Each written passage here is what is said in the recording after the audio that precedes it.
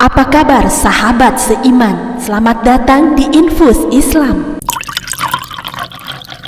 Assalamualaikum warahmatullahi wabarakatuh.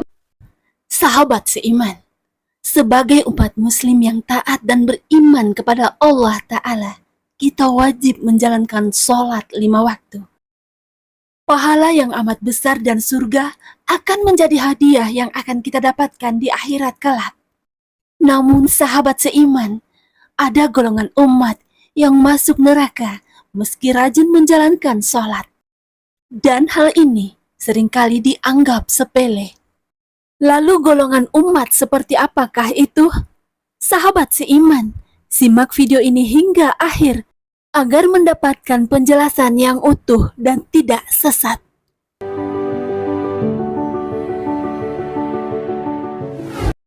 Berikut 5 golongan yang sholat tapi masuk neraka.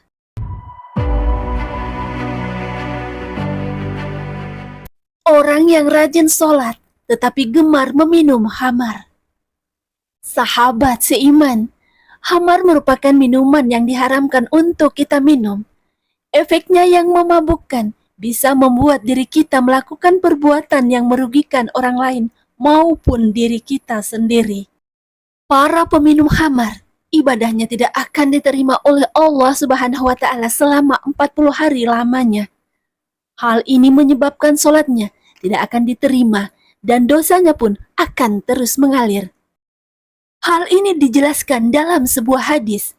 Orang yang meminum khamar tidak akan diterima sholatnya 40 hari. Barang siapa yang bertaubat, maka Allah Ta'ala akan memberi taubat kepadanya. Namun bila kembali lagi, maka hak Allah untuk memberinya minum dari sungai Khabal. Seseorang kemudian bertanya, apakah sungai Khabal itu? Beliau menjawab, nanahnya penduduk neraka. Hadis riwayat Imam Ahmad. Sahabat seiman, golongan umat seperti inilah yang akan menjadi penghuni neraka. Maka dari itu, jauhilah khamar dan dekatkanlah diri kepada Allah Ta'ala agar tidak termasuk menjadi umat penghuni neraka.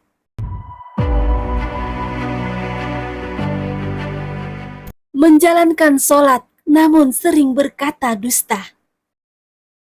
Sahabat seiman, kejujuran adalah hal yang sangat penting dalam diri manusia, sebab hal tersebut akan membawa kepercayaan orang lain kepada diri kita. Namun masih ada saja golongan umat yang suka berdusta. Hal ini akan membawa mereka ke panasnya api neraka walaupun sering melaksanakan sholat. Dosa dari perbuatan dusta ini sangatlah besar, akan bisa saja sangat merugikan orang lain. Jika tidak bertaubat, maka mereka tidak akan terhindar dari panasnya api neraka. Hal ini dijelaskan dalam sebuah hadis. Sesungguhnya, kejujuran menunjuk kamu kepada perbuatan baik, dan perbuatan baik menunjukkan kepada surga. Dan sesungguhnya, seseorang yang membiasakan jujur, ia akan dicatat di sisi Allah Subhanahu wa Ta'ala sebagai orang jujur. Dan sesungguhnya, dusta menunjukkan pada perbuatan dosa, dan perbuatan dosa menunjukkan kepada neraka. Dan seseorang yang biasa berdusta akan dicatat di sisi Allah sebagai pendusta. Hadis riwayat Bukhari dan Muslim. Sholat yang baik seharusnya tercermin dalam perilaku sehari-hari, seperti berkata jujur, bersikap santun, dan berbuat baik kepada sesama. Maka segeralah bertaubat dan jadilah pribadi yang jujur dan amanah. Sholat tapi suka bergunjing. Sahabat seiman, sebelum video ini semakin berlanjut, sempatkanlah menuliskan sholawat kepada Rasulullah Sallallahu Alaihi Wasallam di kolom komentar agar menjadi amal yang bernilai pahala. Mari bersama syiarkan Islam dan jadilah subscriber channel ini. Sahabat seiman, rajin sholat harus juga dibarengi dengan berperilaku baik.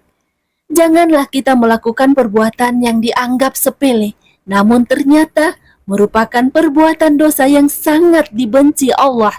Salah satunya adalah bergunjing. Hal ini dijelaskan dalam Al-Quran. Hai orang-orang yang beriman, jauhilah kebanyakan prasangka, karena sebagian prasangka itu dosa. Dan janganlah mencari-cari keburukan orang, jangan pula menggunjing satu sama lain. Adakah seorang di antara kamu yang suka memakan daging saudaranya yang sudah mati? Dan tentulah kamu merasa jijik kepadanya, dan bertakwalah kepada Allah. Sesungguhnya Allah Maha Penerima Taubat, lagi Maha Penyayang. Al-Quran, Surah Al-Hujarat, ayat 12. Sahabat seiman, bergunjing mungkin sudah dianggap hal biasa bagi sebagian orang. Tetapi kita pun harus ingat, ini adalah perbuatan dosa yang menjadikan amal baik dan ibadah kita lakukan menjadi tidak ada artinya. Salat, tapi mempercayai dukun. Sebagai umat Islam, kita wajib beriman kepada Allah Ta'ala. Tentunya setan pun akan menguji keimanan kita dengan segala cara. Saat kita tergoda, di sanalah setan telah berhasil menjerumuskan kita ke dalam jurang dosa. Salah satu dosa yang amat besar adalah musyrik. Mungkin ada golongan umat yang rajin dalam sholatnya, namun masih mempercayai dukun. Hal ini termasuk perbuatan musyrik yang dilarang dalam Islam. Hal ini dijelaskan dalam sebuah hadis. Barang siapa mendatangi peramal, lalu bertanya kepadanya tentang sesuatu, maka tidak diterima sholatnya selama 40 hari. Hadis riwayat Muslim dan Ahmad.